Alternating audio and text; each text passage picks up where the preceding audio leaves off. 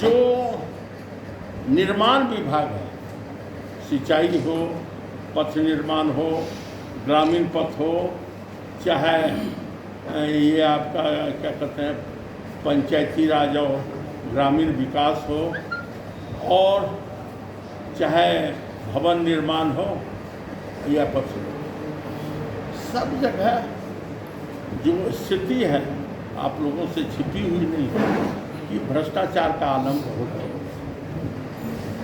ऐसी परिस्थिति में हम आपके माध्यम से इतना ही कहना चाहते हैं कि आप लोग इस तस्वीर को यों इलेक्ट्रॉनिक मीडिया, चाहे न्यूज़ 18 हो, चाहे जी न्यूज़ हो, चाहे अन्य न्यूज़ हो, दे ही रही है, लेकिन और उसको अधिक से प्रचारित और प्रसारित करना चाहिए, ये मेरा आग्रह होगा।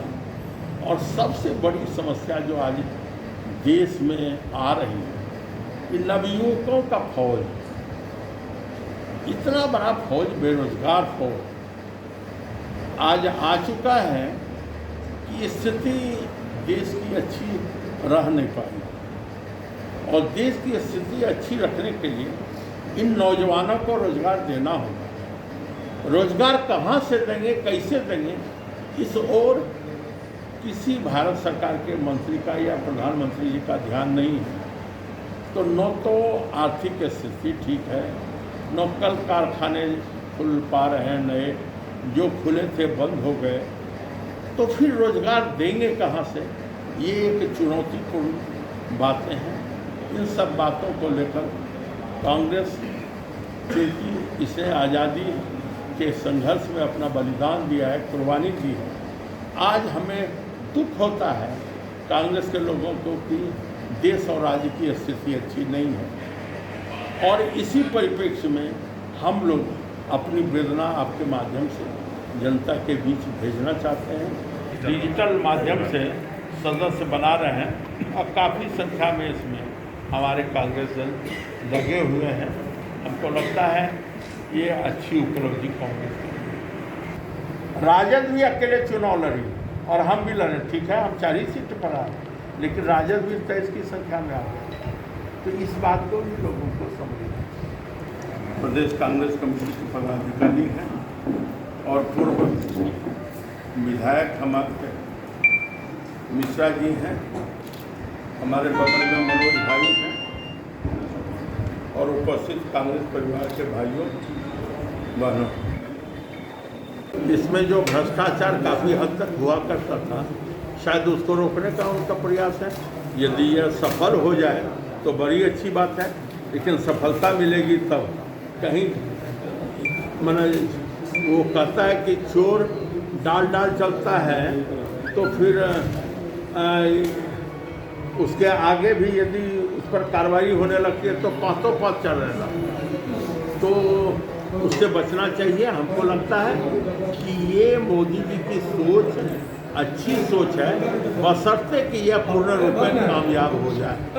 डैमेज कंट्रोल के लिए शक्ति सिंह गोहिल आए हुए हैं पटना, और आपकी बातों को शायद नकार दी गई है, जो 80 सीट और अन्य जो फार्मूला आपने दिया था। ऐसी कोई बात नहीं थी। हम तो राहुल जी से भी जो हम लोगों का वीडियो कॉन्फ्रेंसिंग था, उन दिन भी उनसे यही बात कहा है। यदि नेतृत्व हमको कहता नहीं बोलने के लिए, तो राहुल जी अप्रिशिएट नहीं करते। देश में सोनिया जी के बाद तो राहुल जी हैं, और राहुल जी से जब बात हुई है वीडियो कॉन्फ्रेंसिंग सबके सामने है, डिफरेंस देखें कि जितने बेबाकी से मैंने बात की थी वो। लेकिन गोहिल साहब पर भले ही नाराज हो जाए, कांग्रेस पार्टी नाराज नहीं होनी चाहिए। नहीं, कांग्रेस देखिए, कांग्रेस तो धर्मनिरपेक्षता, राजद नाराज नहीं होनी चाहिए। नहीं, ऐसी बात नहीं है। आप इसको ट्विस्ट मत करिए, आप ट्विस्ट कर रहे हैं, ऐसा नहीं उन्होंने कहा। उन्होंने ये कहा है कि हम राजद से समझौता करना चाहते हैं, लेकिन ये कभी नहीं कहा है कि उन्होंने ये कभी नहीं कहा है कि हम 50 सीट पर कर लेंगे, हम 60 सीट पर कर लेंगे, 70 सीट पर कर लेंगे।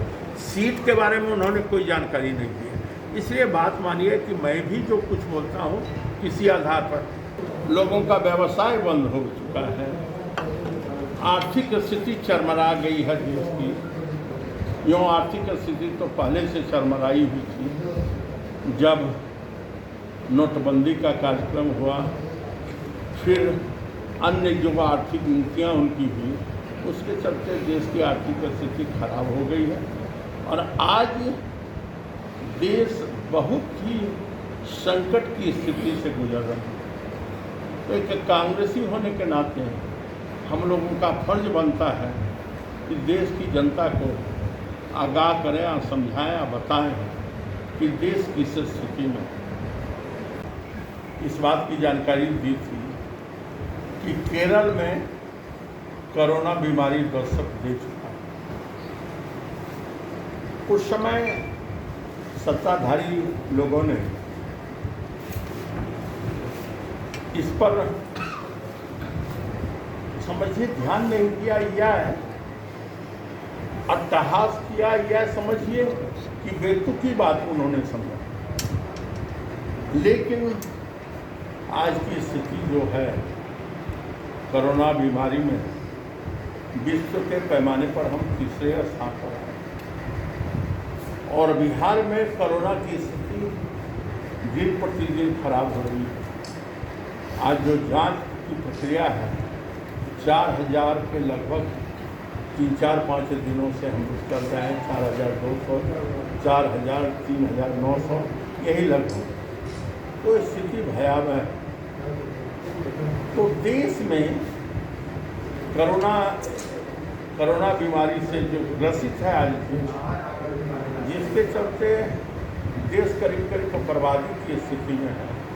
ABP न्यूज़ आपको रखे आगे।